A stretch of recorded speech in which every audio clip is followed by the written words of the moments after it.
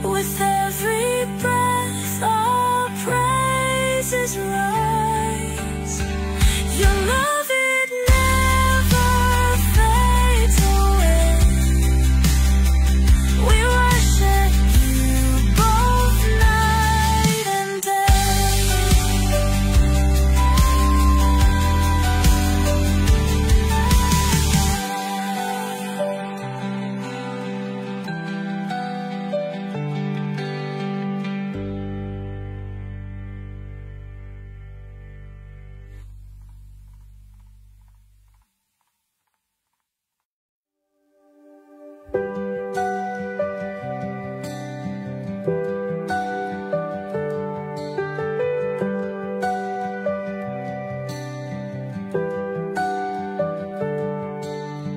Darkness fades when you are near. Your light breaks through our deepest fear. You make the broken heart rejoice. In you we find our voice. We lift you high above the skies. With every breath, our praises rise. Your love, it never fades away. We worship you both night and day.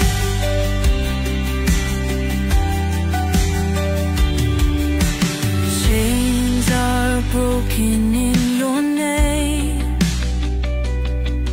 In you we are never the same. Your power flows like mighty streams, fulfilling all our dreams. We lift you high. Hello, and welcome sa Russia TV mga kapatid. At meron tayong debate na magaganap ngayon at between Seventh-day Adventist Church and Baptist mga kapatid. Sa topic na patutunayan ng ating affirmative na ang Holy Spirit ang nagselyo sa mga mananampalataya ayon sa Biblia. So again mga kapatid, ang topic nila ay patutunayan ng ating affirmative na ang Holy Spirit ang nagselyo sa mga mananampalataya ayon sa Biblia mga kapatid. So ang ating affirmative dito si Brother Denmar ng Seventh-day Adventist Church at negative naman si Brother Hebron ng Baptist mga kapatid. So sa setup ng ating rules, meron tayong 10 minutes sa presentation, 7 minutes sa pagtatanong, 10 minutes sa rebuttal, 7 minutes sa second cross, at meron tayong 5 minute na final conclusion. Mauuna si negative, mahuhuli si affirmative. Sa ating rules mga kapatid, ang rule number 1 natin, ang lahat ng sagot ay kailangan sagutin ng 20 seconds maximum. Either ito ay close-ended or open-ended question. Kung titigil ang sumasagot ng at least 3 seconds, magsasabi na ang moderator ng next question. Rule number 2 natin mga kapatid, kung close-ended ang question or categorical, kailangan sumagot dun sa pagpipilian muna bago magpaliwanag ng hindi lalampas ng 20 seconds. So, kung meron tayong tanong na tama or mali, oo o hindi, so pili mo na ha bago magpaliwanag. Rule number 3, kung hindi niya sasagutin ang tanong, magkakaroon siya ng pagkakataong magpaliwanag ng 10 seconds mga kapatid, at pwede kayong tumawag ng moderator kung gustong gamitin ang karapatan na ito. Rule number 4, sagutin ang tanong na naaayon sa tanong. Rule number 5, sa first nandun lang dapat magtanong sa inilatang nagtutunggali, at kung tinatanggi niya ay automatic next question yan, at sa rebuttal doon na pwedeng itanong ang lahat. Rule number 6, ang debater na makakatanggap ng 2 warning sa akin ay may disiplina yan. Either bawasan ko ng 1 minute or daragdagan ko ng 1 minute kung ang tinatanong naman ang paglalapatan. Rule number 7, bawat senaryo ng objection isang beses lamang maaaring magpaliwanag. Sa objection lang at hindi susundan ng sunod-sunod na objection, at isang clarification ng then every question, at no objection during final conclusion. Rule number 8 natin mga kapatid, hindi po pinapahintulutan ang mga ataking naglalarawan sa physical na itsura ng ating mga katunggali. Kasama na din doon yung mga pagmumura na nakasanayan mga kapatid. Even pa para sa inyo ay tama sa inyong iglesia ito, at hindi ko pinapahintulutan pa din At kasama dito mga kapatid yung out of topic. So, rule number 9, no challenge question. Ito yung mga tanong na kung mabasa ko. So, paano kung mabasa ko, talo ka na. So, hindi ko pinapahintulutan yan kahit pa sumang-ayon yung kabilang panig. Rule number 10, ito lamang ang iral na patakaran bilang pagsasaayos ng debating ito. So, by the way mga kapatid, ang inyo palang um, host ngayon, si brother, ako si Rasha Vista mga kapatid, ako po ay isang Catholic, one of the member ng Templar of Truth mga kapatid, at ako yung tatayong moderator, streamer, timer, at host sa debate na ito. So sumasang-ayon ba ang ating affirmative sa lahat ng nabanggit? Yes, sumasang-ayon po, Mr. Moderator. At sumasang-ayon din ba ang ating negative? Pa-unmute. Yes, Brother Rasha, masang-ayon po. Okay, so yun yung ating konfirmasyon mga kapatid. So bago natin simulan ang ating debate, syempre gusto ko muna silang magpakilala mga kapatid, konting preview sa ano yung ini-expect natin sa kanila ngayon. At syempre, ano yung inaasahan nila sa kanilang katunggali. So nahin natin ang ating afirmatibo. Pakilala ka kapatid. Magandang gabi po sa inyong lahat mga kapatid at mga kaibigan. Muli po ang inyong pong maliit na lingkod, Brother Denmar Santiago, ay magpapatotoo sa gabing ito sa katotohanan ng ating Panginoong Diyos na nakasulat po sa banal na kasulatan. At mga kapatid, ako po ay isang ordinaryong kaanib at baguhang apologista ng ating Iglesia Adventista del Sétimo Día. Kaya naman mga kapatid,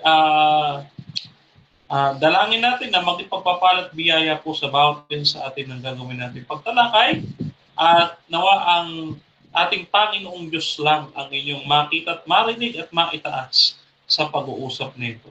So maraming salamat din kay Brother Ruben ng Kilada na siyang nagpaunlak sa atin na humalili sa kanya sa debating ito. Actually, kay Brother Ruben po ito. Kaya po, kailangan nating maipanalo kasi kung matatalo tayo, talo rin si Ruben. Ayan. So, yun po. At kayo po'y pagpalain ng ating Panginoon. Back to you, Mr. Moderator.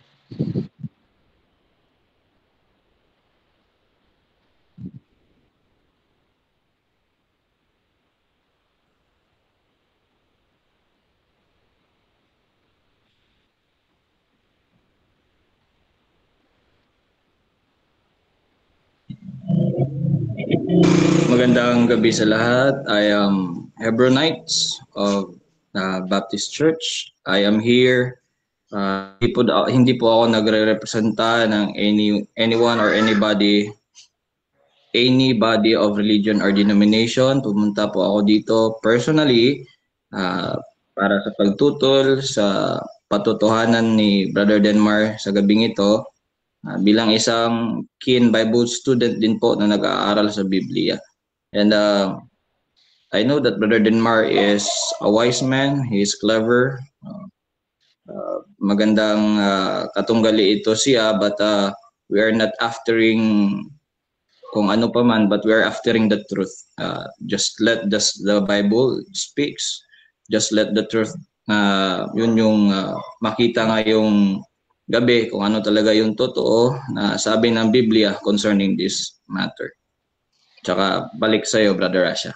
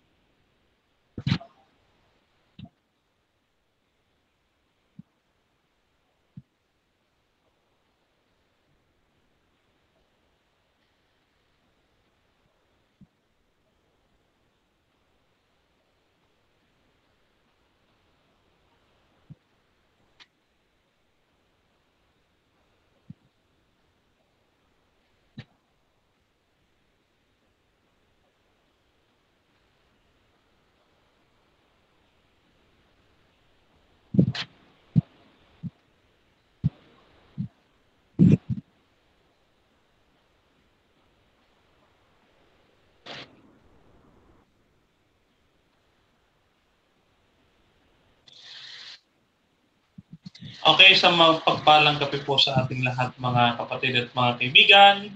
Muli po ang inyong pong maliit na lingkod, Brother Denmar Santiago.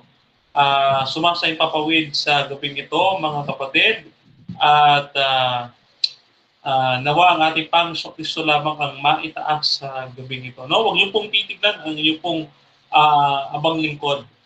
No? Ang inyong pong tignan ay ang katotohanan ng Biblia na ating babangkitin po sa inyo. No? So, nagpapasalamat tayo sa Kanya at tayo ay walang hanggan ang ating pagpupuri sa ating Panginoon. Kaya, Veni Creator Spiritus. No? Holy Spirit. Halika, Espiritu Santo. Kinakailangan kita. So ngayong gabi ay ating itatanyag yung katotohanan ng Biblia na ang Espiritu Santo ay ang nagtatak sa mga Kristiyano. Madalas po kasi dinidegrade ng iba yung Espiritu Santo. Kaya ho ang ating pinakaunang poste, siguro ito ay hindi ito agad masusundan, no? Hindi ko alam kung mababanggit ko lahat ng poste na mailalagay natin. Pero ito po ang ating pinakaunang poste na dapat nating malaman, no? Yung ating pagkakilala sa Espiritu Santo. Sino pa tong Espiritu Santo o Holy Spirit na ating pinag-uusapan, no? Sa ating pananampalatayang Seventh-day Adventist, dito po sa ating fundamental beliefs, the Seventh-day Adventist belief in exposition of the 28 fundamental beliefs of the Seventh-day Adventist Church.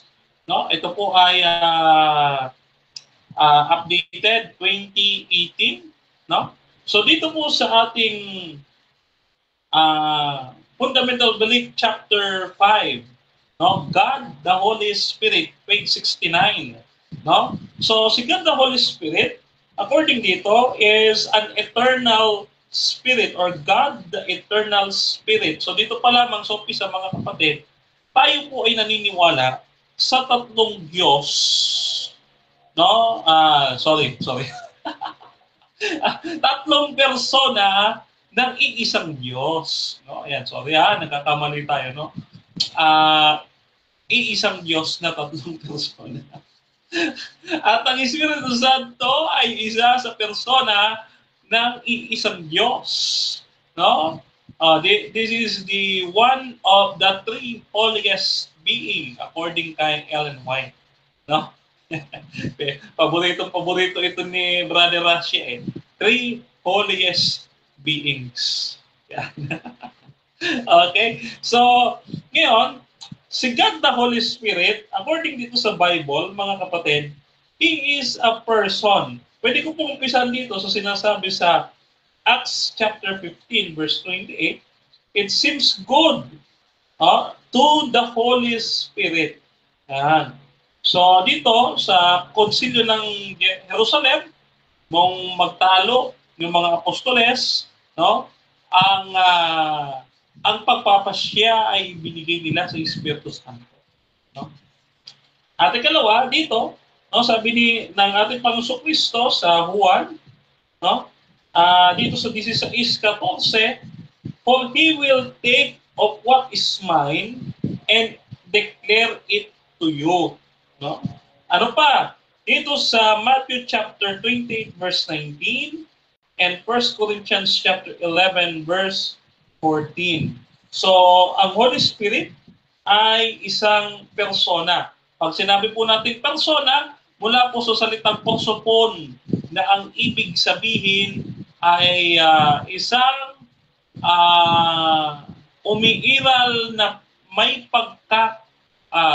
isang umiiral na may pangangatwiran. No? Kaya nga reasoning, katulad ng Espiritu Santo, siya ay tinatawag na advocate. No? Sabi nga ng ating Panginoon Kristo, no? He will send you another comforter. No? Yan. So, itong Espiritu Santo ay bahagi ng iisang Diyos, no? Na tatlong persona. At itong persona na ito ng Espiritu Santo ay mayroon po siyang misyon o gawain.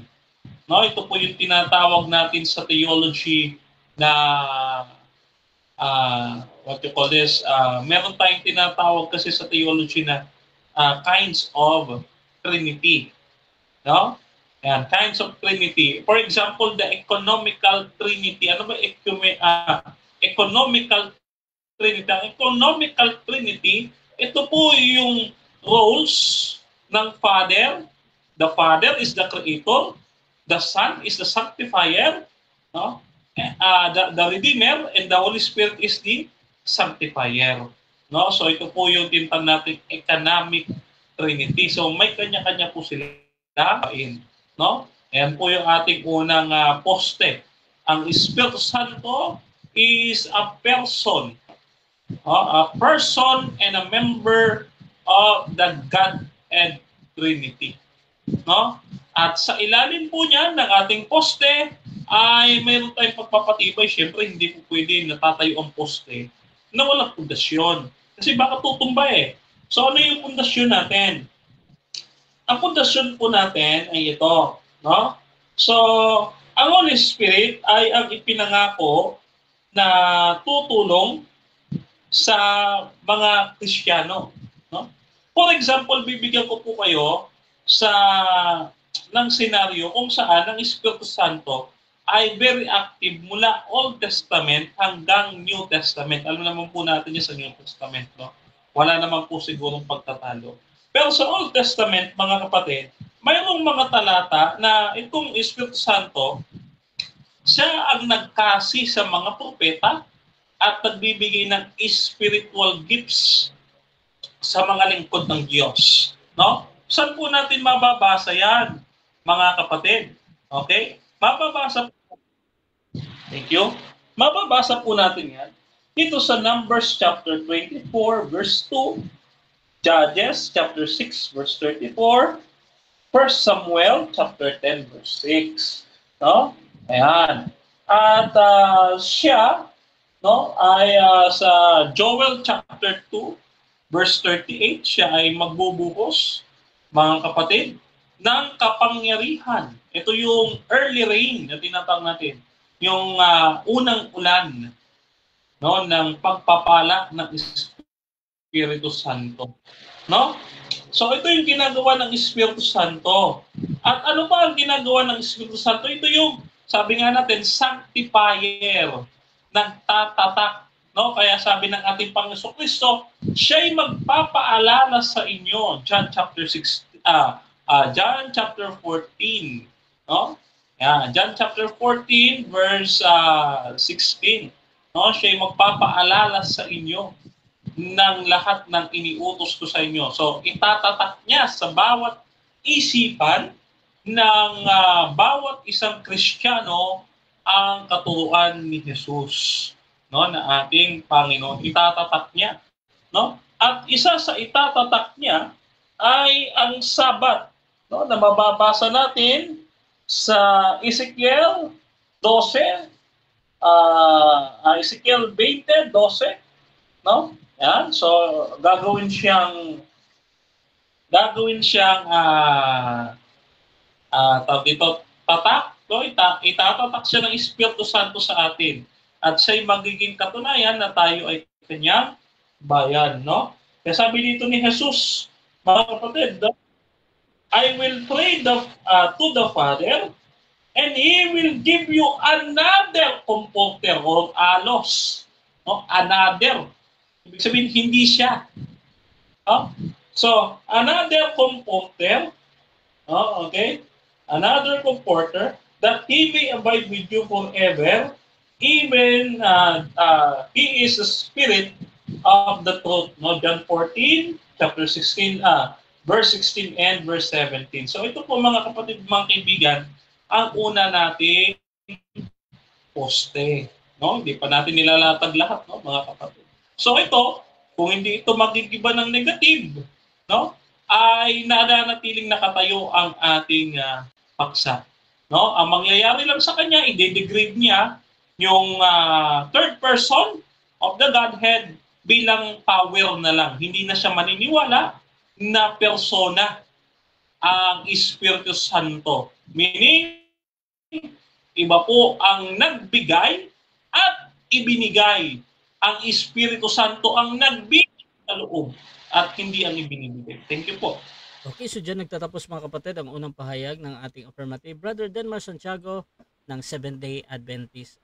Dako tayo sa unang pagtatanong ng ating negative. Brother Hebron ng Baptist. 7 minutes. Your time start now. Yes, Brother Rasha, thank you. Brother Denmar, ito ang una kong tanong. Naniniwala ka ba na ang Bible ay salita ng Panginoon? Yes, ang Biblia ay salita ng Panginoon. At naniniwala ka din, sorry. Yan po ay hindi mapagkakamaling salita ng ating Panginoon. So kailangan ilalagay natin sa konteksto at tamang interpretasyon kung ano man yung ating mababasa. Hindi kailangan babanggayan sa iba pang mga alam. So ngayon, sinabi mo na ilalagay sa context kung mag-i-study tayo. So kung wala sa context, tapos yun yung interpretasyon, masasabi mo ba na totoo siyang mangangaral o hindi? Hindi. No? Sabi nga natin, kailangan nakabatay sa konteksto at hermeneutics ang ating ipangangaral. Kasi napakadelikado, lalo na sa isang tao, i-degrade yung Espiritu Santo bilang kapangyarihan kaysa maging persona ng Kadiyusan. Dapat ang Espiritu Santo kabilang sa tatlong persona ng iisang Diyos, hindi kapangyarihan na itinatatak lang. Walang ganoon. Okay, sumang-ayon ka na kung hindi contextual ay hindi iyan totoong mangangaral. Ngayon, ang tanong ko sa iyo, sinitas mo ang John 14:16. Sabi mo ang Holy Spirit ay sanctifier. Tsaka sinabi mo pangtatak or nagtatak. Sinulat ko dito yung sinabi mo. So ngayon, saan ba doon sa context ng John 14:16 na ang Holy Spirit ay pangtatak? Okay. Ang Holy Spirit ay nagtatatak dahil ang sabi ni Jesus, no, will remind you. Bro, may papaalala niya. Objection, brother. Objection. Anong objection mo na negative?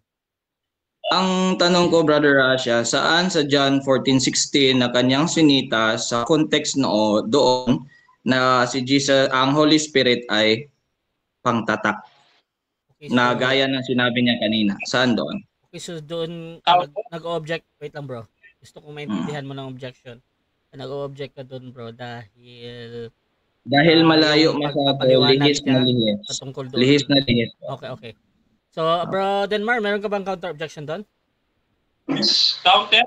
No? Kasi, hindi naman po yan categorical question. So, kahit anong ipaliwanag ko dito, yun po ay dapat niyang tanggapin. Okay. So, ganito mga kapatid. True na hindi naman yan categorical. However, meron tayong rule na kung ano yung tanong, yun ang sasagutin. Ngayon, dito sa John yung tinatanong ni brother ni brother Hebron, pero kung ano yung sagot ni Denmar, bro, yun talaga yun, ha. So bro Denmar, 20 seconds, bro, saan daw doon sa John, bro, yung verse na yun yung sinasabi? Proceed, bro. Okay, ulitin ko tanong, brother Rocha, ulitin kong tanong. Sige, proceed, bro. Sige. Ito ang tanong ko, brother Denmar, sa sinitas mo ng John 14:16, saan doon sa context doon na ang Holy Spirit ay pangtatak? Gagaya ng sinabi mo kanina, Holy Spirit, ito ay nag-sanctify at pangtatak. Yun kasi yung sinabi mo, sinulat ko. So saan sa context doon? Okay, ang context ito, ibababa natin sa 28. Ang sabi doon, ipapaalala niya sa inyo ang mga bagay na itinuro ko sa inyo. Sa madaling salita, itatatak ng Espiritu Santo sa isip at puso ng bawat isang believer ang katuruan ni Jesus, at ang isa doon ay ang sabat. Ezekiel, Next question. Saan doon ang Holy Spirit ay pangtatak? Saan doon sa binasa mo?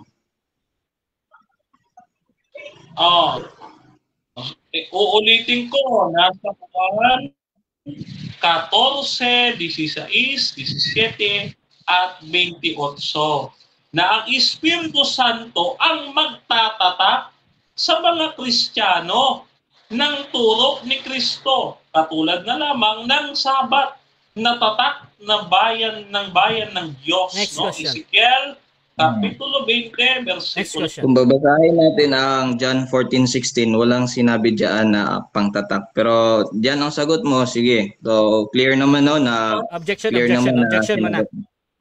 Okay. Objection, affirmative, ano yan? Mr. Moderator, magtanong siya, wag siya mag-conclusion. Okay. No, yun po. Nagko-conclude na po siya eh. Okay. Bro, sige. wag kang mag-comment dun sa sagot niya, bro, ha. Tanong ka lang, bro. Hebron, proceed ka, bro. Eto, Brother Denmar, sinitas mo din na ang Holy Spirit ay ang silyo. Ginamit mo ang Daniel. Saan ba mababasa doon sa sitas mo na Daniel na ang Sabat ay ang silyo? Wala po kong talata sa libro ni Daniel. Wala po kong ganong sinitas. Baka iba ho yung narinig ninyo. Kasi ang mga inilatag ko sa Lumang Tipan, katulad nitong Numbers chapter 24 verse 2, Judges chapter 6 verse 34, and 1 Samuel chapter 10. So, Brother Denmar, meron ka bang mababasa na sitas na nagsasabi na ang Sabat ay ang silyo? Okay. Meron po na ang Sabat ay ang seal of God. Ezekiel chapter 20 verse 12 and Ezekiel chapter 20 verse 20. No? Yan po ay tatak ng bayan ng Diyos at nananatili sa ating panahon. Isaiah chapter 66 verses 23 to 24. Brother Denmar, pwede mo bang basahin kung mababasa ba talaga doon na ang Sabat ay ang silyo? Anong clarification, Mr. Moderator? Proceed, time stop muna. Anong clarification muna? Clarification ko, Mr. Moderator, gusto niya ba akong pagbasahin? O iyan na ba yung kanyang tanong? Yan yung tanong. Yan na yung basahin mo. Pwede mo ba yung basahin yung talata at ipakita mo na kung saan doon nakasulat sa iyong sinitas na ang Sabat ay ang silyo? Pwede ba daw, bro? Okay, ito po. Yes or no? Ito po. Ezekiel chapter 20 verse 12, ganito sinasabi. No? Ito po sabi, bukod dito, ibinigay ko sa kanila ang aking mga Sabat bilang aking tanda sa pagitan ko at sa kanila upang malaman nila na ako ang Panginoon na nagbabanal sa kanila. 20 seconds. Brother Denmar, sinabi ba dyan tanda o tatak? Pareho. Next question. Pareho, next question. Ang tanda na iyan, para saan ba yan? Sino ba ang binigyan ng tanda na iyan? Ang binigyan ng tanda na yan ay ang bayan ng Diyos. No, mababasa pa nga natin dito sa talatang 20. Ganito ang ating mababasa. No, talatang 20. No, inyong ingatang banal ang aking mga Sabat upang ang mga yan maging tanda sa pagitan ko at sa iyo upang malaman ninyo na ako ang Panginoon ninyong Diyos na kayo ay aking bayan. Oh, di ba? Next question. Po, Brother Denmar, ang sinabihan ba niyan Israel o ang church? Pareho. Dahil ang church ay binubuo una ng mga Hudyo. Gawa 7:38. Iglesia sa ilang na sila'y nagmana ng mga aral. Time, 27 minutes time. Okay mga kapatid, so dyan nagtatapos ang first cross ng ating negative sa affirmative at bago natin puntahan ang ating negative first stand, Shoutout muna sa ating nasa live kay Gerald Cugnahan ng Bible Defender. Ayan, kung lalaban sa akin si Pastor Hebron, bula ang mga ngaral, labas nito, gaya ni Denmar Santiago. Shoutout din kay Gerald, ito na, si Brother Gerald Saladin Gregorio ng Baptist. Go bro, Brad Hebron Knight. Shoutout din kay Hamza Aziz. Ang Kristyanismo, maniniwala kayo o hindi, di nila alam kung ano ang kasulatan ng Diyos. Pati Pusugo Encyclopedia at magazine at iba pa. Ito din kay Al Ascura, Sabat is a sign between God and Israel, not hintil. Ito din kay Reme Derecho, sabi niya, naku boy, takbuhin, wag ka nang sa kadadadal bunganga mo lang malakas pero sa debate wala ka pang pinanalo. Ito din kay Reynaldo Codo Gromo, hindi pang tatak kundi taga-tatak ang banal na espiritu. At shoutout din kay Emmy Alfonso syempre. Bro Hebron, 10 minutes bro sa iyong unang pagtutol. Your time start now. Okay, magandang gabi sa lahat, sa mga tagapakinig, tsaka sa mga nakaantabay ngayon, no? Sa mga viewers, magandang gabi sa ating lahat. One thing is, we are aftering the truth. We are not aftering some points lang. So let us start with this. Ano muna tayo? Tawag nito, definition of terms. Pag sinabi natin nagsilyo, this is the one who seals or yung gumawa ng pagsilyo. So doon sa kanyang presentation, ang nangyari, gumamit siya ng diversionary fallacy na tinumbok niya ng 50% at saka umiska po siya ng 50%. So nangyari, hindi naman ako tutol sa deity of the Holy Spirit, yun din naman yung stand ko eh. No, that Holy Spirit is one of the person of the Trinity. Wala naman tayong disagreement diyan. Pero nga lang, yung kanyang patotoo, 50% sa kanyang presentation, tinumbok niya, 50% din naman, parang flowering na lang, kumbaga. Kaya masasabi natin na diversionary fallacy ang ginamit niya. Pero dito, ang sabi ng Ephesians 4:30, ito, napakahayag, tsaka napakaklaro na sabi ng Bible, huwag ninyong saktan ang kalooban ng Espiritu Santo sapagkat siya ang tatak ng Diyos sa inyo, ang katibayan na kayo'y tutubusin pagdating ng takdang araw. Actually, Brother Ruben and I, meron na kaming discussion nito, may debate na kami. At saka, ang stand kasi ng ating kapatid na Denmark, ipapasok nila na ang Sabat ay ang silyo, kaya ang Holy Spirit ginawa nilang taga-silyo. Pero klaro ang sabi ng Ephesians chapter 4 verse number 30, at huwag ninyong saktan ang kalooban ng Espiritu Santo sapagkat siya ang tatak ng Diyos sa inyo. Napakalinaw na sabi ng Ephesians 4:30 po mga kapatid, ang katibayan na kayo'y tutubusin pagdating ng takdang araw. Sabi niya kanina na pag naniniwala siya sa Bible at pag ang mga ngaral ay nagtuturo ng hindi contextual tsaka lihis na, ayan ay bula ang mga ngaral. Ngayon, ay nung tinanong natin siya, wala naman siyang matumbok na direkta na sitas na nagsasabi na ang Holy Spirit ay nagtatak.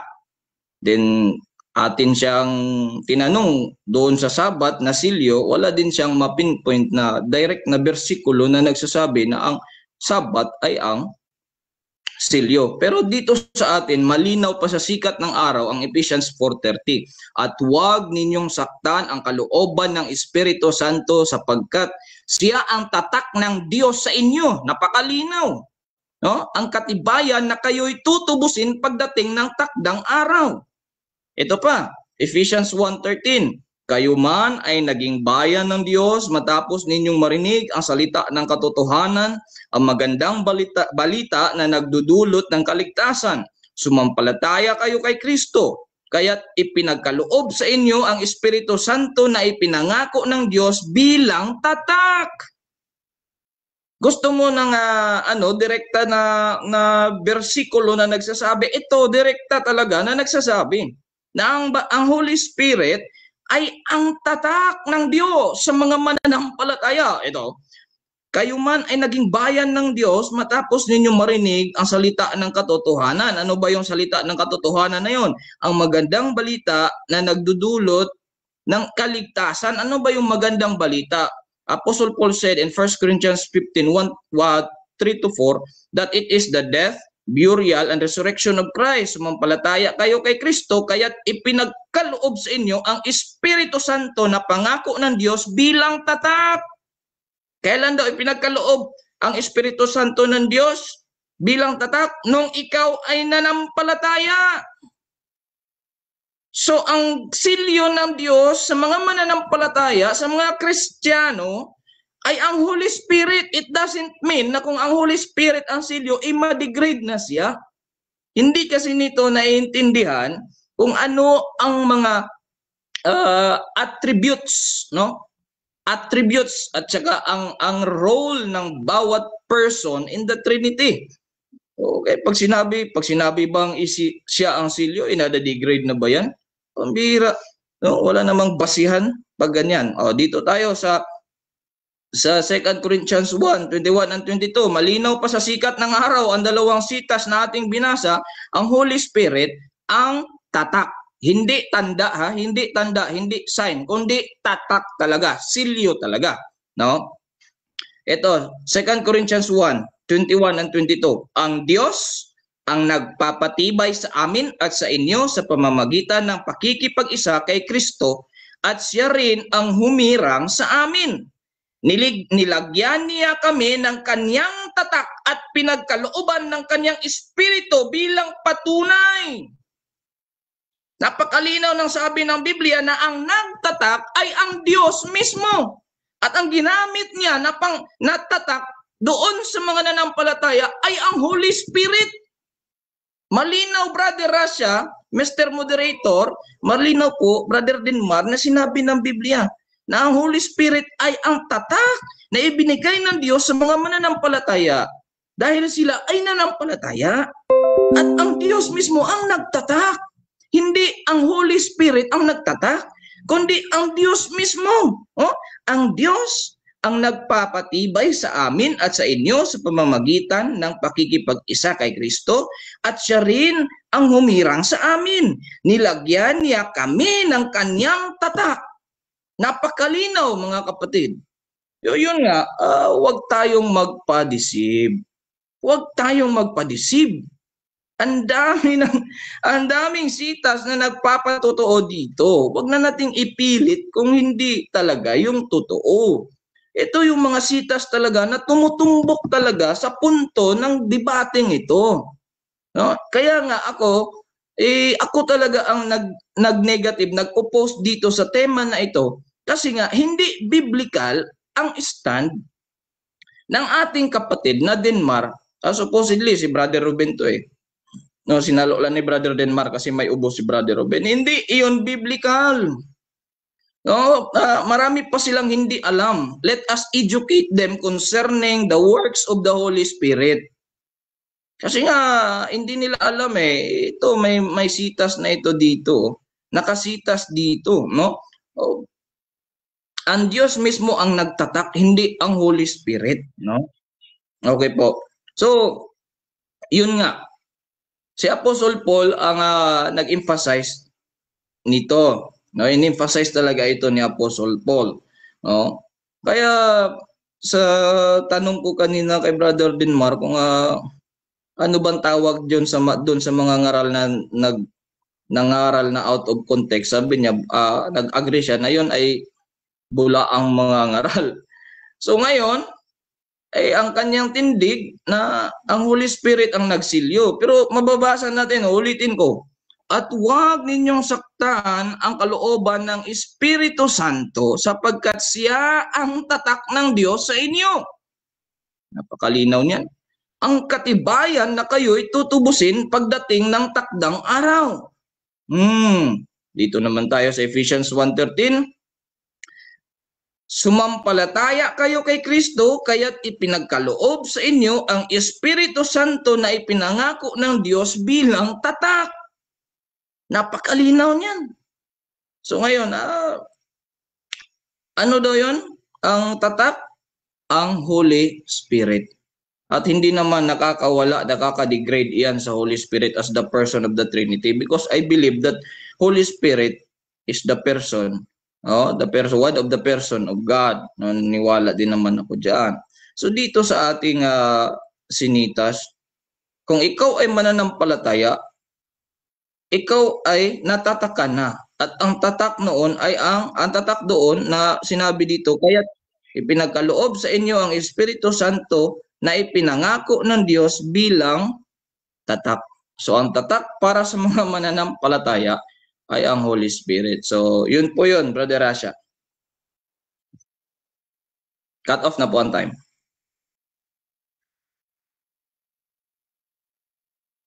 So dyan nagtatapos ang negative presentation mga kapatid, at dako tayo agad-agad sa ating 7 minutes na first cross ng ating affirmative sa negative. Brother Denmar Santiago ng Seventh-day Adventist. Your time start now, bro. Pa-unmute, bro. Okay. Okay. Dinig ba ako, moderator? Hello? Okay. Okay. So, yan bang version or translation na gamit mo? Ano bang translation yung binabasa mo? Ito po ay Magandang Balita Biblia Tagalog. MBB Tag. Okay. Yung binasa mo sa Ephesians 4:30. Okay. Sa Ephesians 4:30, ang nakalagay ay spragiso ho pinoma ho ipadelio ho hagios. Ano ito sa literal translation? Pakiulit ng tanong. Ano ito sa literal? Ano ibig mo sabihin sa literal translation?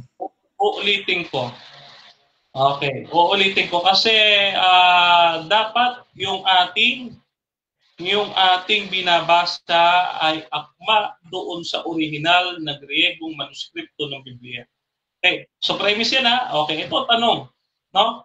Yung Griego ng Ephesians 4:30 na spragiso ho pinoma spragiso ho pinoma ho ipagelio ho hagios. Ano ito sa literal translation? 10 seconds, bro, Rasha. Wala akong Greek kasi dito. Gamit ko din yung cellphone ko pang live kaya hindi ako maka-access sa Greek. Sa madaling salita,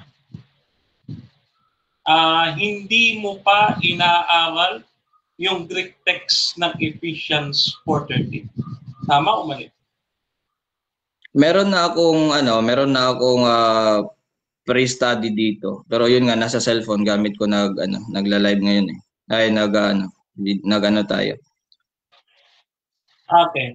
So, kung mayroon ka ng study in terms of stock knowledge, pagka sinabing ispragiso ho hagios pinoma, ano yan sa English or Tagalog? Ano yan sa literal translation? Malinaw naman na sabi dito, ang sinabi dito na ang Espiritu Santo ang tatak ng Diyos sa inyo. Malinaw na sinabi po. Ano po? Okay. Next question. Kung yan ang literal na translation yan, ang sabi dito sa King James Version, you were sealed, no, with the Spirit of promise holy or hagios. O sabihin na natin, you were sealed with the Spirit of promise. Paki-Tagalog nga ito. Ano ba Tagalog nitong you were sealed with the Spirit of promise? Ako mismo magtatagalog, ita-translate ko sa Tagalog. Yun ba? Clarification lang. Ako mismo ita-translate ko sa Tagalog. Yes. Ganun ba? Ano po? Ang Tagalog ng you were sealed with the Spirit of promise. Ikaw ay natatakan.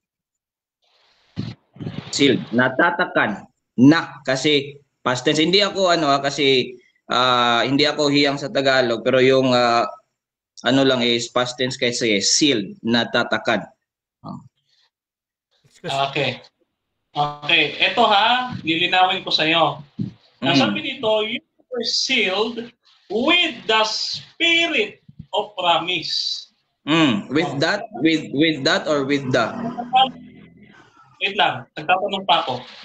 Ikaw ay tinatakan o natatakan kasama ng Espiritu Santo na ipinangako. Ang Tagalog ba ng with ay kasama? Agree ka ba? Yes or no? Iba naman siguro ang for tsaka with. Yun nga lang, medyo hindi ako sa Tagalog, Bisaya kasi ako. Pero mas prefer kung i-English mo na lang. I-English mo nga. Sige nga. Oh. Okay, English ko You were sealed with the spirit of promise. Ano Tagalog yung with? Kasama? Yes or no? Sabi ko kasi i-English mo na lang kasi hindi ako masyadong sa Tagalog Pero hindi, ako nagtatanong, so sumagot ka lang. Okay. Sige. So agree ka ba na ang translation ng with sa Tagalog ay kasama?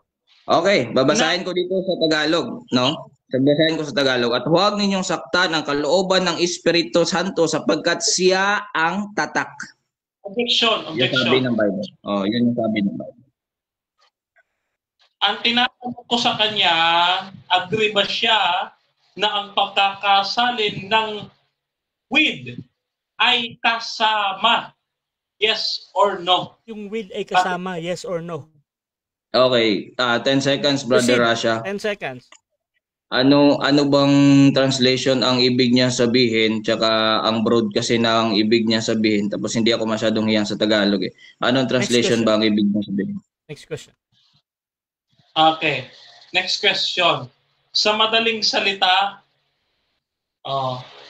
tatanungin ulit kita dyan sa nilatag mong Ephesians 4:30. Ang sabi mo, siya ang tatak. Ano sa Greek yung siya?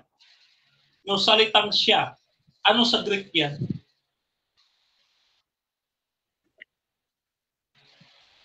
Yun nga, 10 seconds ulit, Brother Rasha. Hindi makuha ni Brother, gipit na kasi siya, hindi niya makakuha yun. Sabi ko nga, ang Greek ko, yung strong, nasa dito sa cellphone, tapos hindi ko ma-access nga kasi naka-live nga tayo ngayon. Okay. Sa madaling salita, wala ka talagang inputs or stock knowledge. 7 minutes na. Okay, so dyan nagtatapos mga kapatid ang ating first course examination at yung ating first na latag, no? So shoutout muna sa ating nasa live. Nandyan si Aladin Gregorio. Sabi niya, ang kalooban ng Diyos ang nagtatak gamit ang Holy Spirit na nasa kalooban niya at sa lahat na naniniwala sa Kanya. Sabi naman ni Pastor Cesar Baladad ng Church of the Firstborn, ang tatak ng mga pananampalataya ay ang Espiritu. Efeso 1:3. Ito din kay Lob Guinel Soto, Denmar Santiago na naman. Ito din kay Al Ascura, ang SDA ay kampon ng 666 dahil ginaya ang Diyos ng 666. Ito din kay Reme Derecho, ang Sabat ay para sa lahat ng tao, Marcos 2:27 hanggang 28.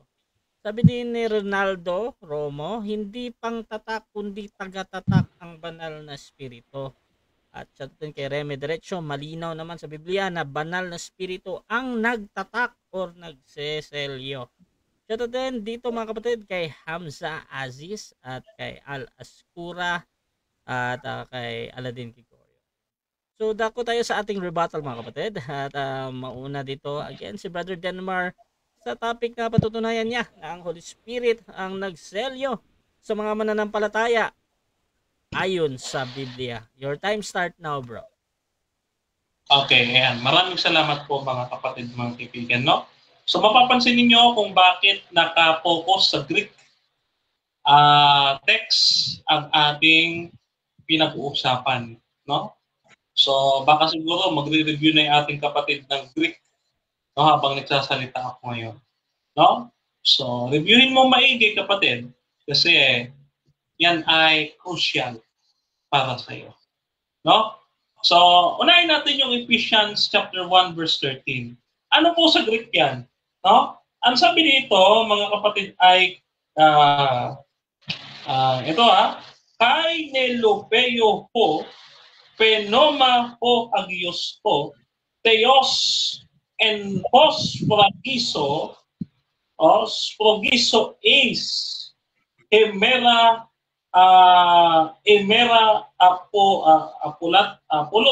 apolotris, no? Ayan, apolotris, no?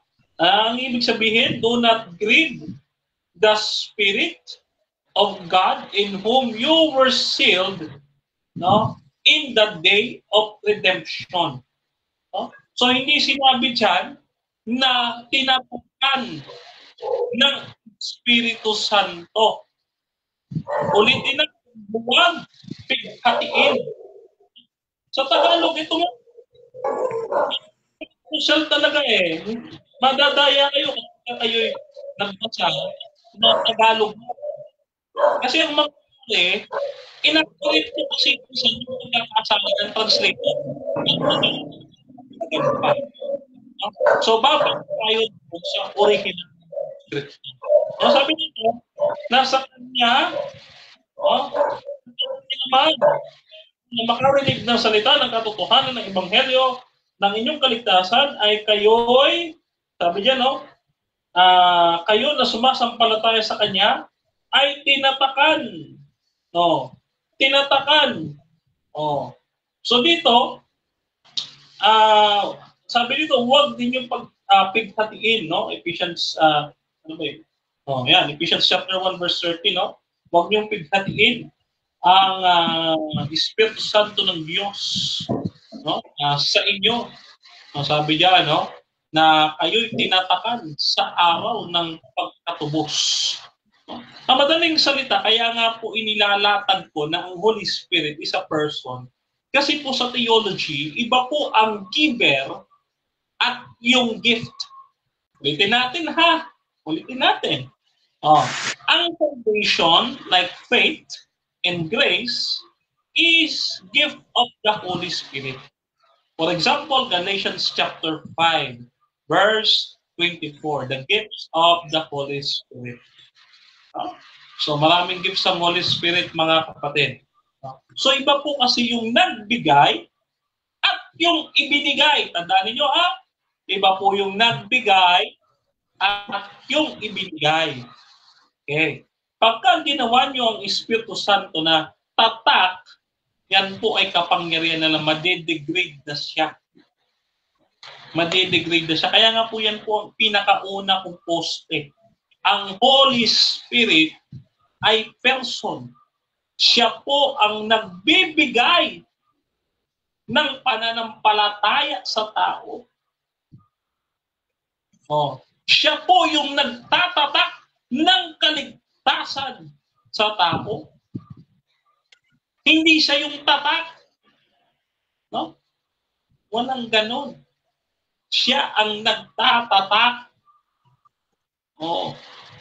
Baka sinabi, tinatakan kayo ng Chinese Embassy. Ibig ba sabihin yung Chinese Embassy, yun na yung tatak? Hindi. Halimbawa, kayo pumunta ng ibang bansa, yung inyong visa, ano nakalagay doon? Kayo'y tinatakan ng American Embassy. O yung American Embassy ba, yun ba yung tatak? Hindi, siya yung nagtatak. Yan. Kita ho ninyo. Magkakaroon ng dilema kasi dahil nga sa Greek text. Pagka hindi marunong sa Greek text, yung Tagalog, basta nakabasa lang, siya ang tatak. Kaya nga tanong ko, ano yung sa Greek nung siya? Ano ba yun? Tingnan po natin katulad dito, yung John chapter 14. Ano ba yung Greek ng siya, no? Siya, no? Kasi sabi dito, siya ang magpapaalala sa inyo ng aking itinuro, sabi ni Jesus, no? John 14 verse 28. Tingnan po ninyo you have heard I have said to you, I am going away and I am coming to you. If you love me, you will have the joy that I am going away to the Father because the Father greater than I and is. Sabi niya, no? And sabi niya, etong Holy Spirit ang magpapaalala sa kanila. No? The Helper, the Holy Spirit, whom will send the Father in the name, He, ekonoios, no? Ekoinos. Sa Greek ay ekonios, no? Siya, ekonois, no? Siya. Siya ang magtuturo sa inyo. John chapter 14 verse 26. Ang tanong, meron bang ekoinos dito sa Greek ng Ephesians chapter 4 verse 13? Wala. Ano ang nakasulat? Ang nakasulat, ito, no? Basahin natin. Ispragiso hopinoma, no? Hopinoma ho evangelia ho hagios. Nang ibig sabihin, you were sealed with the Spirit of promise. Sa Tagalog, kayo'y natatakan kasama with I am with you. Sabi ni Jesus, ako'y kasama ninyo. I am with you. Ha? Oh. Kaya pag sinabi, you were sealed with kasama ng Espiritu ng pangako. Hindi sinabing natatakan ng, iba yung nang, walang nang doon. Ha? E di sana, dapat ang isinalin dyan, no, ay ispragiso en penoma. Walang en dyan. Oh, kita mo? Walang en dyan eh. Ang sabi, ispragiso ho penoma ho epagilyo o agios. Kaya mag-aaral tayo ng Greek, do your assignment. So, confident siya, ang dami daw mababasang mga talata. Di ba naman? Kasi hindi nga marunong sa Greek. Dapat sana, kapatid, bago ka hakarap, mag-review ka. Kasi ito ay, kumbaga, we are intellectual honest. Sabi nga natin, pag kayo nangaral ng mali, mapupunta ka sa mali. Katulad niyan, ang Sabat ay ang tatak ng Diyos. Dahil ang linggo, tatak ng Papa sa Roma. No? Yan yung mark of the beast. Dahil ang usapin sa Revelation 13, yan ay patungkol sa pagsamba. Ang Sabat, maliwanag, binasa ko kanina, siya, ito ay magiging tanda sa aking bayan. Ibibigay ko sa kanila ang aking mga saba upang kanilang maging tanda sa akin at sa kanila upang malaman nila na ako ang Panginoong Diyos. Ito nga yung selyo ng ownership ng Panginoon. The seal of ownership na ikaw ay sa Panginoon pagka ikaw tinatakan ng Espiritu Santo ng Sabat. Diba? Yun po yun. Kaya,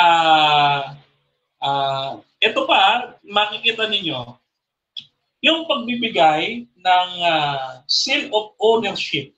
Babasahin ko po dito sa fundamental beliefs namin. Medyo maikli na lang yung oras siguro, kaya medyo anuhin ko na lang yung paliwanag. Babasahin ko po dito yung seal of ownership.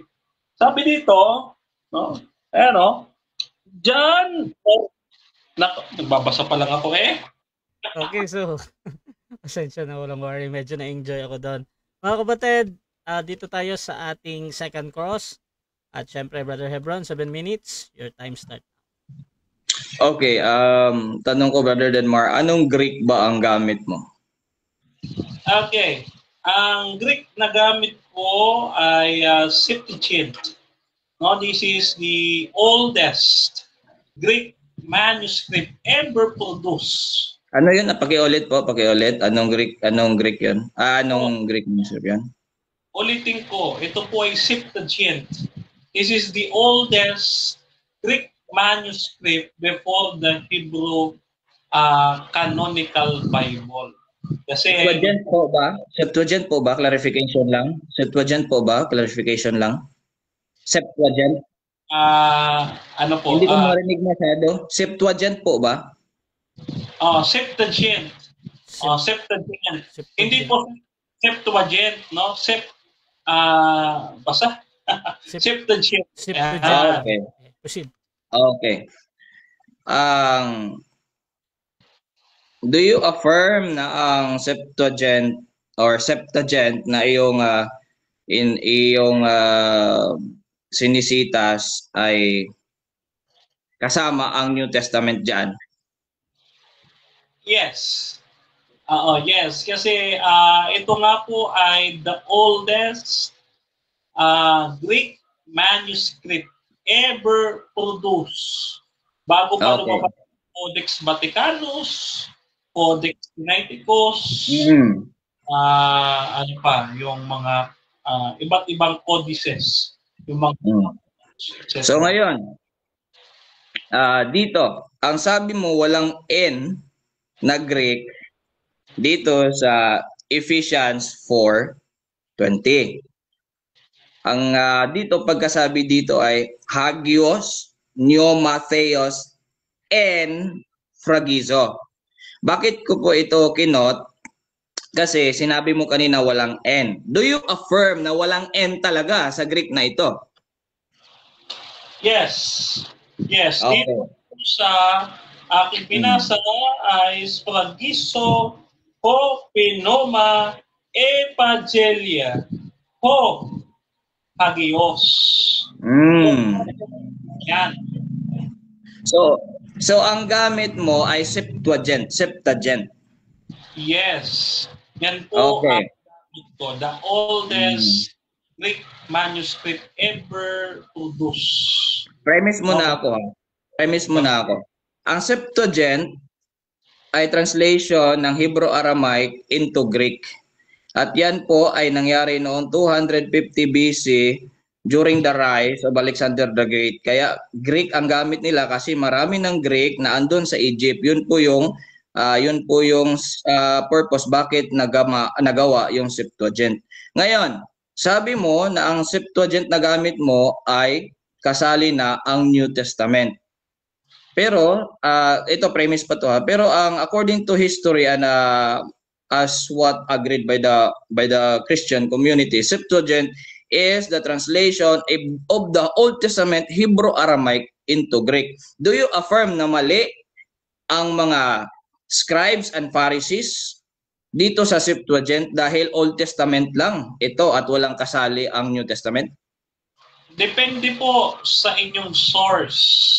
No? Kasi Objection, moderator, Brother Rasha, objection. Ang tanong ko po sa kanya, mali ba ang mga scribes at Pharisees na sa kanilang translation according to history backed up by the Christian community as agreed, ang Septuagint ay Hebrew-Aramaic na translation ng ang Septuagint ay Greek translation ng Hebrew-Aramaic Old Testament. So mali ba ang mga translator nito na Old Testament lang ito at hindi kasama ang New? Kasi sa'yo may New ka. Do you affirm na mali sila at ikaw ang tama? Okay. Opo. Do you affirm? Wait lang. Bro. Sige. It seems to me hindi po siya categorical. So sabi ko po, depende. Sa ating rules naman, kung hindi naman masagot ang categorical, pwede naman kasing both or depende. So yun po ang aking sagot, Mr. Moderator. Next question. Biglang nawala kasi hindi ko narinig, pero sige na, pagpatuloy na natin to. Hindi ko naman narinig talaga kasi biglang nawala eh. No? Biglang nawala ang signal. So, kung ang Septuagint ay Hebrew-Aramaic in original na translate sa Greek, paano nagkaroon ng Septuagint ang New Testament? Okay. So that is evolving. Evolving po yan, kapatid. Kasi ayon po sa ating mga resources, may mga resources naman tayo dito na available, no? At saka yung mga early church fathers, no, na ating pwedeng ma-cite, no? Yan po ay nag-evolve, no? So may evolving pong nangyari diyan, hindi lang po yan naman. Kasi ang sabi diyan sa ating resources, no, translation of Greek or translation of the Hebrew scriptures to Greek. No, yun po yung sabi sa aking resources. Okay. Sinabi mo na ang Septuagint ay translation ng Hebrew-Aramaic into Greek. Napakalinaw na sabi mo. Ngayon, saan ba nakasulat ang New Testament? Ko in Greek o Hebrew-Aramaic? Ulitin ko po ang sabi ko, hindi po Hebrew-Aramaic kundi Hebrew scriptures. So, Okay, ganito. Ang Septuagint ay galing sa translation, itinranslate from sa Greek from Hebrew. Sandali lang. Time stop muna. Wait lang. Unahin natin. Brother Denmar, anong concern natin, bro? Objection, Mr. Moderator. Hindi ito time ng kwentuhan. Magtanong siya. Okay. Tanong so, napipremise siya. Counter-objection po. Counter-objection, bro, Rasha. Sige, proceed. Nilalatag ko ito kasi nga, ginamit niya ang Greek. Kaya gusto kong malaman ito, yung source ng Greek niya, tsaka yung ginamit niya na Greek na sinabi niya Septuagint. Okay. So, ganito, bro. Proceed ka sa premise mo, bro. Pero dapat naka-inline yun sa itatanong mo, ha? Kasi kung hindi, baka nagko-comment ka. Proceed ka, bro. Okay, hindi po comment yung Brother Rasha. Related po yun sa topic namin. Kasi nagumamit siya ng Greek. Ito, tanong, bro. Ang Septuagint ay translation ng Greek galing sa Hebrew manuscript. Ang tanong ko ngayon, saan ba nakasulat ang New Testament? Ang original tongue. Okay, ang New Testament ay sinulat, sabi diyan sa John chapter 19 verse 30, Greek, Aramaic, Latin. So yung aking pinagbasihan po, to be corrected, no, ay Koine Greek.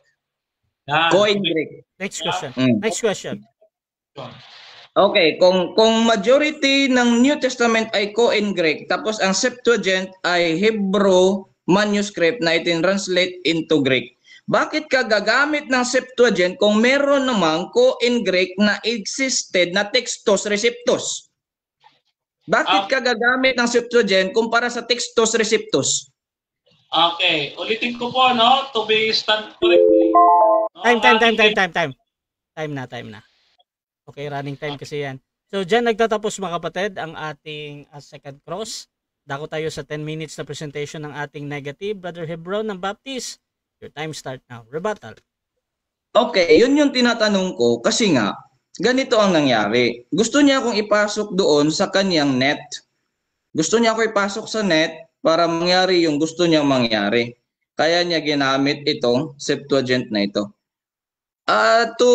To clear the mind of everyone na nandito ngayon, ang Septuagint po, ito po ay na-translate in 250 BC sa panahon po yan ng kasagsagan ng Grego-Macedonia, ang nasa world power niyan. Kaya nga, meron translation ng Greek kasi yung mga Hudyo na nasa Jerusalem, Grego na yung kanilang salita. Kaya itong Septuagint na ito ay nagawa. It is from the Hebrew-Aramaic original manuscript na naging Septuagint. At wala na pong ibang Septuagint dito. Iyon na po itong pinakauna. Yun nga, even nga si Eusebius ay nagalit. Yung kasamahan niya ng panahon na iyon, if you're going to recall the history, kasi nga, nag-translate siya ng Latina Vulgata, yung Latin Vulgate, i-translate niya, doon talaga siya nag-rely sa Hebrew-Aramaic. So ang sabi ng kasama niya na mga contemporary niya, bakit hindi niya gamitin yung Septuagint? Bakit doon talaga siya sa Hebrew-Aramaic? So yun nga, ang Septuagint is the translation of the Old Testament Hebrew-Aramaic to Greek. Hindi po iyan New Testament kasi ang New Testament po ay in Greek. Ang nandyan po ay the Textus Receptus, hindi po Septuagint. Kaya nga, yun yung tinatanong ko sa kanya. Kasi nga, andito, ang sabi niya, wala daw N dito sa Ephesians 4:30. Malinaw naman, hagios, pneumatheos, infragiso. Ito po yung Greek nito, napakalinaw, may N po. Hindi po yan with, hindi po yan by. That is with. Malinaw po yan mga kapatid. With that. Oh, with that, hindi by that. Matuto sana tayong mag-ano ng grammar sa English. Ito ko, bakit niya ito ipinipilit itong Septuagint? Ito yung Hebrew manuscript translation ng, ito yung Greek na translation ng Hebrew-Aramaic. Ang Septuagint ay never naging New Testament. Ito ay Old Testament talaga.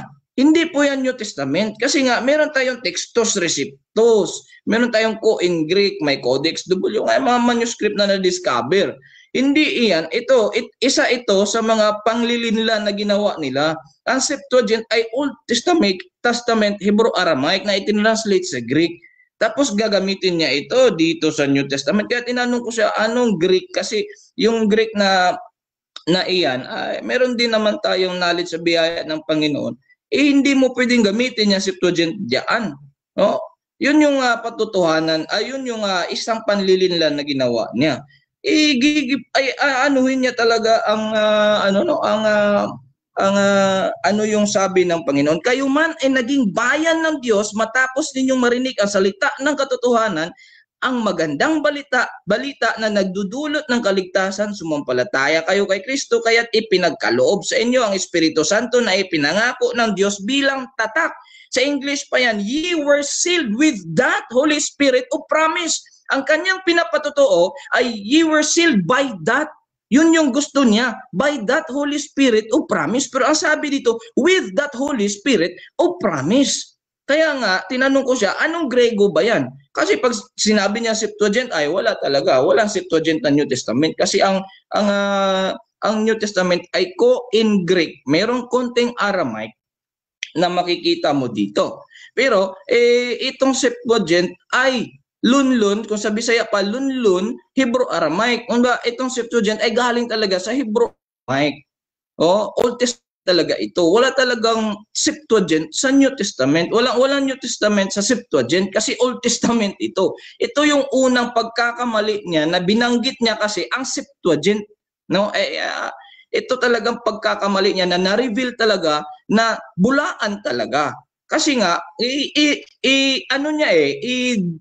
tawag niya, dinideceive niya ang tao eh. Walang Septuagint, walang New Testament sa Septuagint kasi ang Septuagint ay translation ng Old Hebrew Aramaic manuscript. Yun po yung totoo. So ngayon, yun yung ginamit niya. Alam na natin kung ano yan. That is deceiving. So sino kaya ngayon sa atin ang bulaan ng mga ngaral, mga kapatid? No? Yun talaga, I suggest na siya ang mag-aral ng Greek. No? Siya siguro ang mag-aral ng Greek. No? Itong ano na ito. Itong tapiko na ito. Ano ba? Kasi nga, yun nga. So mga kapatid, ang gamit niya ay Septuagint kuno. Itong Septuagint. Wala tayong mababasa dyan sa Septuagint na yan. Mamaya ay makikita natin yan kung ano talaga yan. If that is really accepted by the Christian community or whatever, ano ba yung gamit niya na Greek na yan. Kasi alam naman natin, marami na ngayong gumagawa ng mga ganyan para lang to stand, no, to stand in their doctrine na yan. So yun nga mga kapatid, dito malinaw naman na sabi ng Panginoon, you were sealed with that in Ephesians 1:13, hindi by that. Alam talaga natin na panlilin lang talaga. So yun nga, ay kung may Textus Receptus or in Greek siya dyan, pwede niyan tingnan. Yun yung maganda. So, Bro Rasha, doon na lang ang time ko. Hindi ko na tatapusin.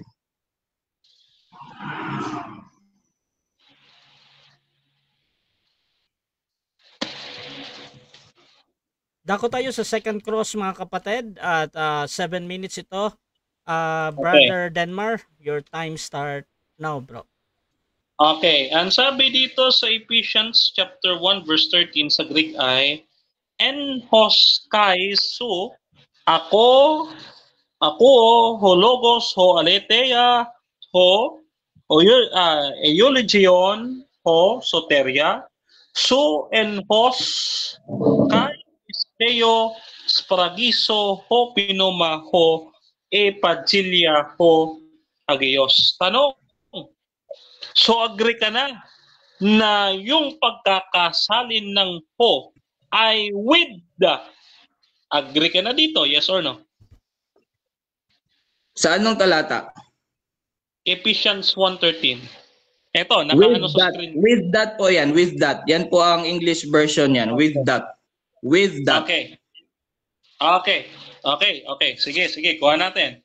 Okay. So, ngayon, kung ang salitang ho isinalin na with that, ano sa Tagalog, ulitin ko ano sa Tagalog ang with that?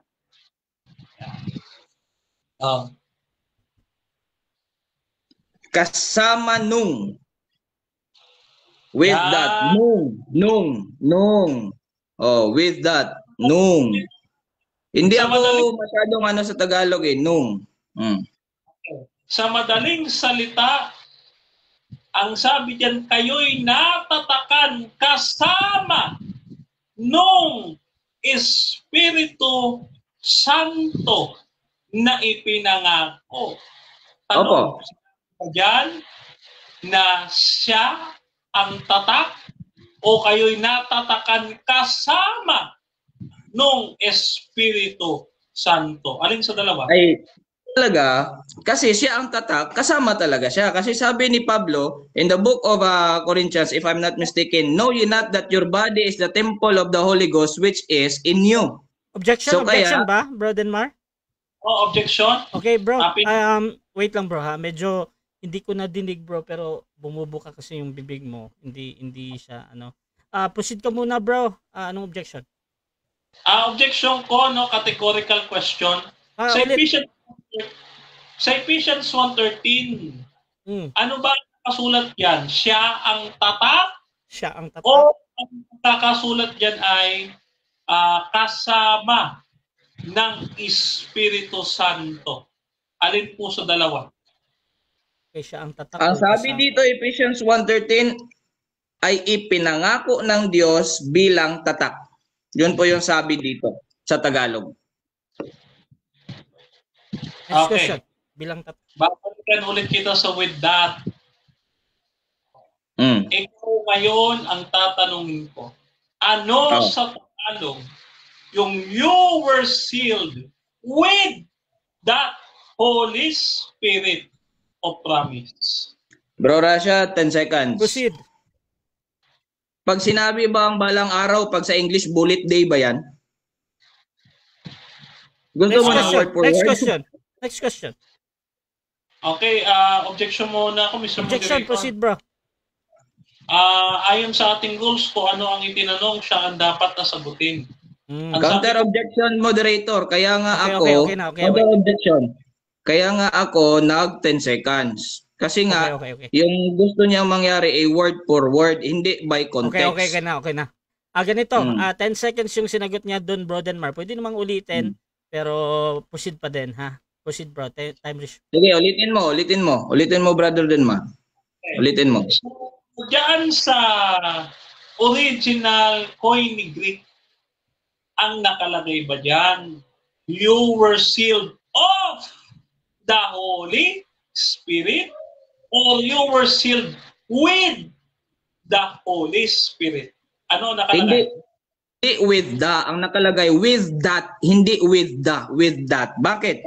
Kasi nga, ang sabi ni Apostle Paul, know ye not that your body is a temple of the Holy Ghost which is in you. Kasama ang Holy Spirit kasi siya ang silyo, kaya nananahan siya sa atin. Kasama siya kasi siya ang silyo. Okay. Okay. So, ibig sabihin sa Ephesians 1:13, wala kang mababasa letra por letra dyan sa talata na siya ang tatak, kundi ang nakasulat, tinatakan kasama ng Espiritu Santo. Tama Okay. ba o mali? Babasahin ko ang sinabi dito, if Objection? Time stop muna, time stop. Objection, Brother Denmar, ano yan? Rhetorical question. Ang sabi ko po, Mr. Moderator, ang tanong sa kanya, no? Diyan ba sa Ephesians chapter 1 verse 13, tama ba yung wala siyang mababasa na siya ang tatak, kundi ang mababasa niya kasama ng Espiritu Santo? Tama ba o mali? Tama or merong mali? mababasa na Wait siya lang, ang bro. tatak. Bro Hebron, Okay. ang may pagpipilian kasi dito, bro. Tama o Okay. mali. Una mo nang lalabas sa bibig mo, bro, yung pagpipilian mo kung sasagot ka doon sa 20 Okay. seconds. So, anong sagot natin, bro? May mababasa. Wait lang, bro. Ate, ito. Wait lang, Meron bro, akong Hebron. 20 seconds. Wait Okay. lang, bro. Again, bro, ang pagpipilian mo, bro, ay tama o mali. So, dapat mamili ka muna doon. Anong pagpipili ka ba, bro? Pipili ka ba? Pipili ako. Saan Pakiulit doon? ng tanong niya. Kasi Okay, yung tanong niya, paulit. Paulit, brother. Kung ang salin sa Ephesians chapter 1 verse 30 ay with that, sa madaling salita, aaminin mo na sa amin. At ititigil mo na yung kasinungalingan mo. Wait lang. Wait May lang. sabi diyan Time stop na muna. Bro, Denmar, yung paulit, bro, yung kaninang tanong, bro. Yung tama o mali, bro, ha? Okay. Ito nga. Oo. Sa Ephesians chapter 1 verse 13, kasi nga sabi niya, Mr. Moderator, with that, no? With that. Okay. So,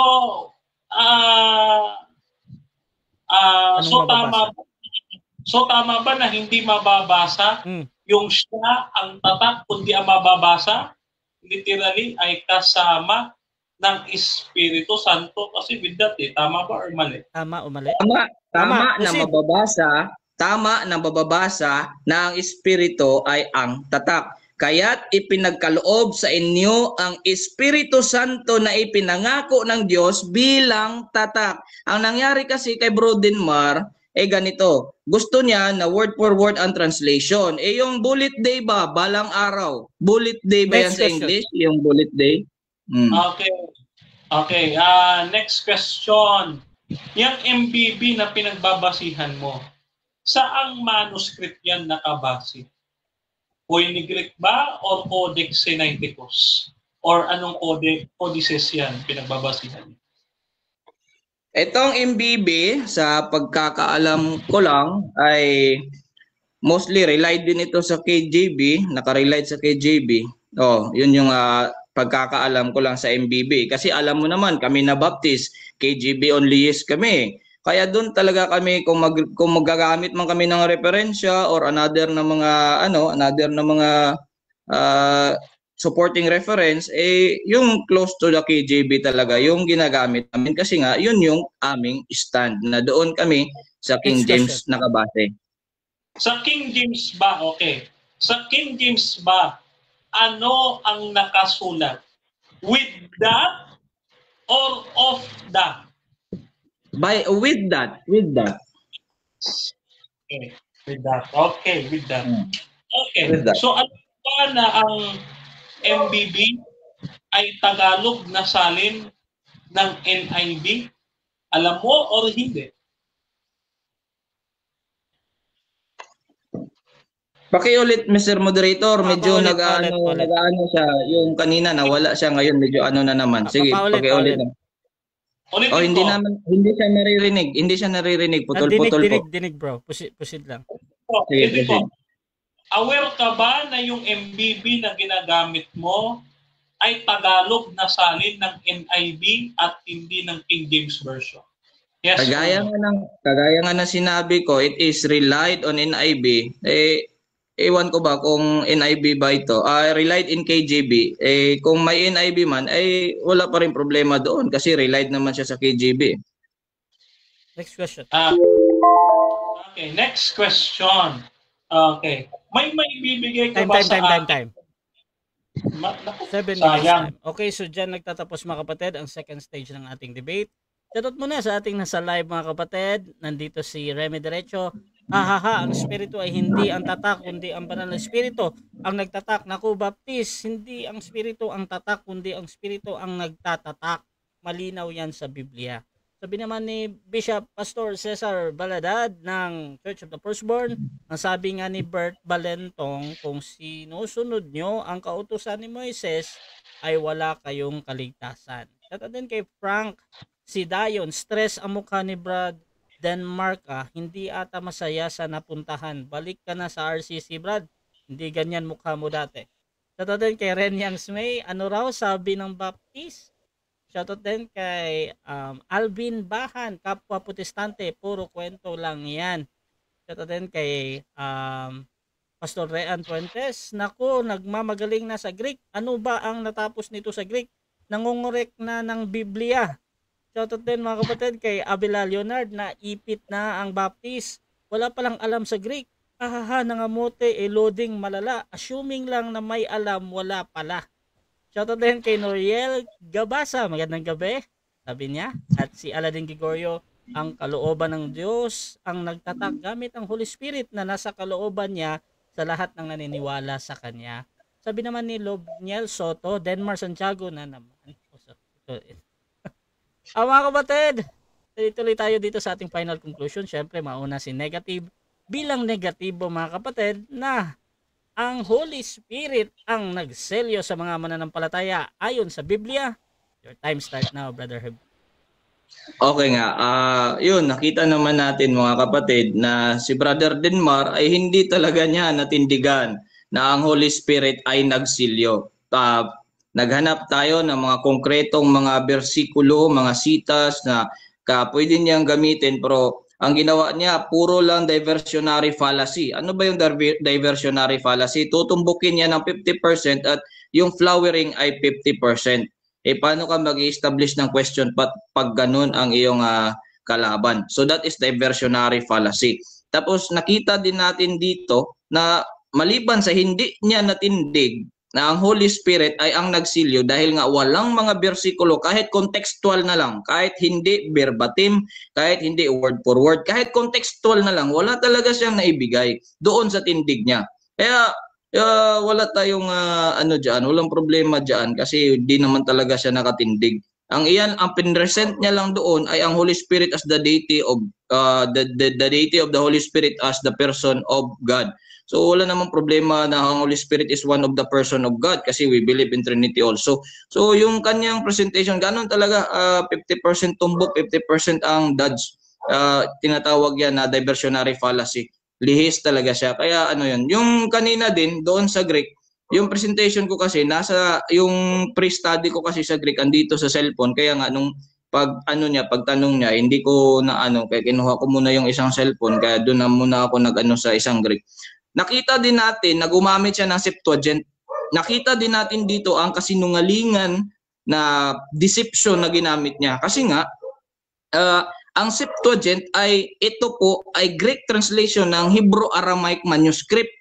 Yun po yun ang Septuagint. Kaya nga tinanong ko siya kung bakit Septuagint ang gamit niya sa New Testament. Wala namang New Testament ang Septuagint kasi that is the translation of the Old Testament. So nagmamagaling ito siya sa kanyang Greek. Umalis ka na dyan kasi hindi mo matindig talaga yan. No? Umalis ka na. No, kagaya ng sabi nung isa nga, umalis ka na dyan kasi hindi mo talaga natindigan yan. At saka yung mga nagmamarunong din dyan sa Greek, sinang-ayunan din yung Septuagint na New Testament.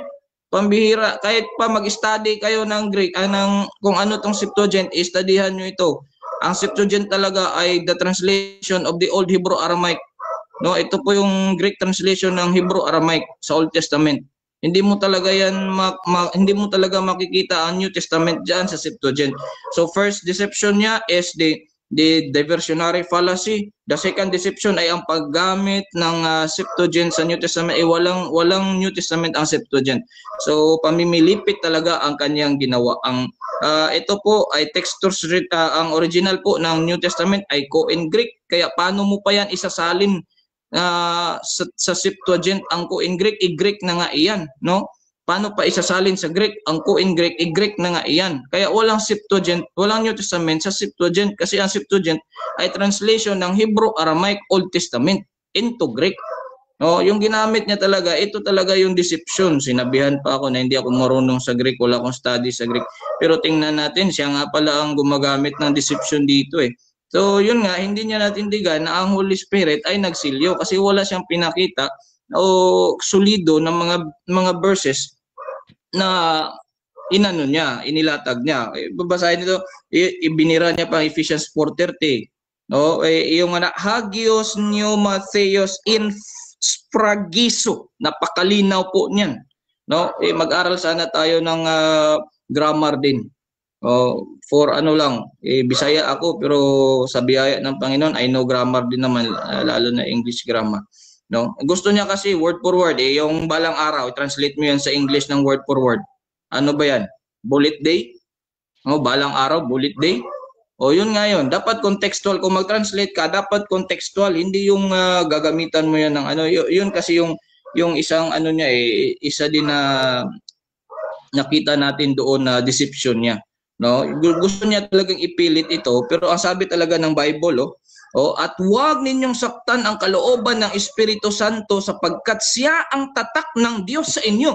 Napakalinaw ng Bible. Dito pa, Ephesians 1:13, sumampalataya kayo kay Kristo, kaya't ipinagkaloob sa inyo ang Espiritu Santo na ipinangako ng Diyos bilang tatak. Hindi niya ito nagiba. Bakit? Kasi nga, itong Septuagint na kanyang sinitas na Greek kuno, ay ito po, wala pong New Testament sa Septuagint. Iwan ko kung saan galing yan. Tatanungin ko pa sana siya sinong. Okay, sayang. Sige.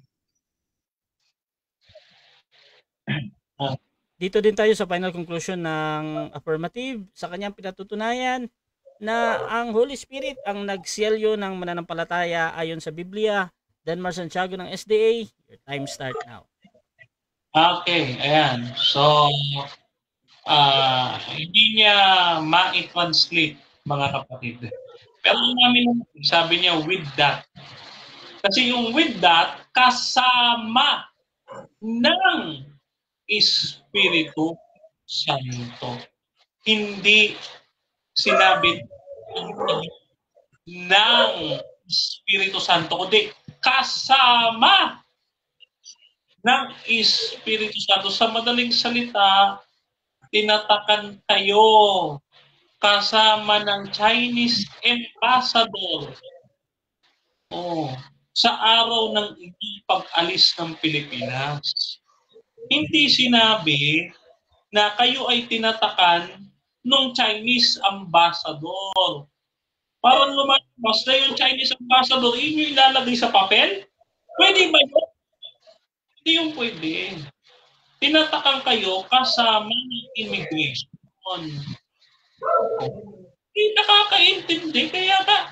Kaya nga sabi ko, iba yung giver sa gift. Ipipilit pa yung of the. Tinatakan kayo ng. Wala nang in. Tingnan mo yung Ephesians chapter 1 verse 13 kung may N. May N ba? Wala. Ito, babasahin ko ulit.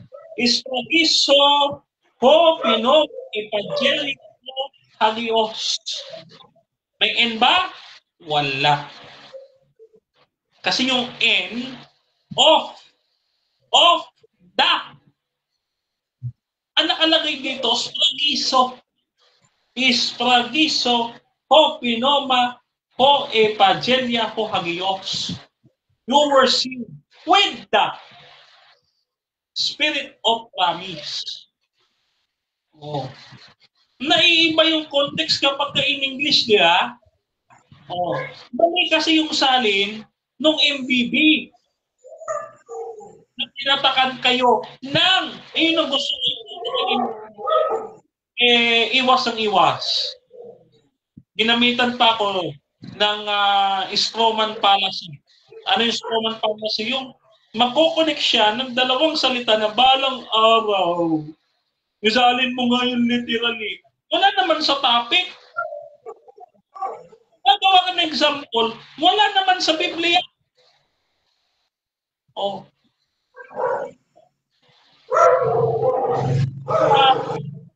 Mali example. That is a false example eh. No? Palusot. Tawag doon palusot. Oh. Ngayon, katulad niya, binasa niya yung Tagalog. Hindi niya pinansin yung Ephesians 4:30. Ano ang nakalagay? Babasahin ko po sa inyo. Ito, intellectual honesty. Ano ang sabi dito? Ephesians 4:30. At huwag ninyong pigatiin ang Espiritu Santo ng Diyos na sa pamamagitan niya. Kayo tinatakan sa araw ng pagtubos sa pamamagitan niya. Sa meron niya, tumutok sa person, not in the object. Pagkuha mo na Greek grammar, sa pamamagitan niya kayo'y tinatakan. Walang dito sinasabi siya ang tatak. Yan nga kanina ko po sinasabi, ano ba yung Greek ng siya? Wala eh. Wala ka na itutol. Bakit? Hindi ka marunong sa Greek. Kung kasabihan mo mag-aral sa Greek, iwas ka nga ng iwas. Kita mo, kung honest ka lang sana, no, ang sabi, kayo'y tinatakan. Sa pamamagitan niya, kayo'y tinatakan. Hindi sinabi, siya ang tatak ng Diyos. Mali kasi yung salin ng MBB mo. Kita mo? Kung nagbase ka lang sana sa Koine Greek, ako naman, aminado naman akong mali doon sa Septuaginta, no? Koine Greek. Koine Greek. So, kung nagbase ka lang sana doon, hindi, maganda sana. Ayan, no? Mababasahin natin yung Koine Greek. Ano sabi? No? Kaine lopeo ho penoma ho adios. No? Ho teos en hos. May totoo may en. Pero ano ang pagkakagamit ng en? Pag-aralan mo, sabi, sa pamamagitan. Sorry. Okay, so dyan nagtatapos mga kapatid ang final debate natin between SDA and Baptist sa topic na ang Holy Spirit ay nagselyo sa mga mananampalataya ayon sa Biblia. Si Brother Denmar, yung affirmative, negative naman si Brother Hebron. So, before natin i-end yung ating live, syempre gusto ko muna kayong magbigay ng time. Magpasalamat kayo sa ating manonood at makakapanood pa nito. Brother Denmar, pasalamat ka muna, bro. Nagpapasalamat tayo unang-una sa ating nag-iisang Panginoong Diyos, ang Ama, ang Anak, at ang Espiritu Santo, mga kapatid, na siyang nagbigay sa atin ng pagkakataon na tayo makapaglahad ng katotohanan na nagbubunga sa langit. Ang lahat ng kapulihan at kalwalatian at pagpaparangal ay tanging sa ating Panginoong Diyos lang. So, pinapasalamatan din natin ang bumubuo sa Advent Biblical International Ministry. No? Sa totoo lang, mga kapatid at mga kaibigan, kung nanonood yung ating mentor, actually isa ito sa aming paksa na pinag-awayan talaga, na hindi namin pinagkasunduan. Pero salamat sa Diyos. No? Nailatag natin ng maganda, at nung ako'y mag-SDA na, ay inatap natin ang paliwanag ng ating mentor at naliwanagan tayo. Maraming salamat, Doc Rocky Tulog. At ganoon din sa ating kapatid na Brother Ruben ng Pilada na nagpahalili sa atin sa debating ito. At sa aking partner in ministry tribe, si Brother Fernando B. Camacho Jr. So, maraming salamat mga kapatid at lalo na sa aking grupo na Advent Hope Messengers at especially sa aking kaibigan, Brother Arcel Ryan Ballesteros. At kay Pastor Aldrin Calosa sa iba pa natin mga pastors diyan, Mapa, Luzon, Visayas at Mindanao. Maraming salamat po sa inyong tiwala, sa inyong pong maliit na lingkod sa ganitong ministry. No? At pinapasalamatan ko rin si Brother Hebrion na ating nakausap na isang dispensationalist. No? So sana ay hindi ito ang una at ang huli nating pag-uusap. No? Kasi sawa na ako kay Pastor Rayhan ha? No? So tayo naman ang mag-usap. At maraming salamat din sa hindi bias na moderator, Brother Rasha Vista ng Roman Catholic Church na lagi kong inaaway, no? Dahil kuman, yan. Dito lang sa debate ang bugbugan. Pero mga kaibigan mo kayo, no? So kayo po ay pagpalain ng Panginoon at patuloy kayong manampalataya sa misteryo ng ating universal na pananampalataya o katolikong pananampalataya Adventista. Si Jesus ay namatay, si Jesus ay muling nabuhay, at si Jesus ay babalik sa wakas ng panahon. Kaya kapatid at kaibigan, maghanda ka na, si Jesus ay paparating na ating tagapagligtas. No? So pagpalain po kayo lahat ng ating Panginoon, and Viva Iglesia Adventista del Septimo Dia. Okay? Wala nang kasunod yung Brother Rasha. Okay, dito tayo mga kapatid kay Brother Hebron, bro. Pasalamat ka din, bro. Yes, first of all, I want to thank the Lord for His grace, mercy, and love sa atin dito. At salamat sa pagmamahal ng Panginoon that He gave His only begotten Son, the Lord Jesus, na namatay sa cross, bayad sa ating kasalanan. At salamat at nailatag po natin ito kasi isa ito sa soteriology, kasi part of soteriology ito itong Holy Spirit. So I admire also Brother Denmar kasi inamin niya na mali siya doon sa Septuagint, doon sa Greek na niya doon sa Septuagint, na inamin niya na merong N talaga doon. At that is a that is a I really appreciate that one sa kanyang pag-amin, and I hope na hindi din ito ang last na natin, but it is a good experience to be with this program with Brother Denmar also. So yun nga, sabi talaga ng is it is only by His grace, kaya ito salamat sa Panginoon talaga. Di lang natin kalilimutan that all you have to do is to believe on the Lord Jesus Christ, kagaya na sinabi dito na if thou shalt confess with thy mouth the Lord Jesus and shalt believe in thine heart that God hath raised Him from the dead, thou shalt be saved. That is a conditional if you believe. Salamat po dyan sa Panginoong Jesus dahil dyan. And then salamat Brother Rasha sa pag-cater nito. This is the second time that I'm here. Hindi pa ako masyadong hiyang talaga sa social media kasi normal face-to-face kasi local. Yun kasi yung kasanayan. Pero all is naman, naman. Brother Denmar, thank you for paka-humble mo na tao. You're a good person. Bro Rasha, salamat sa Panginoon, sa Panginoon ang lahat ng kapurihan.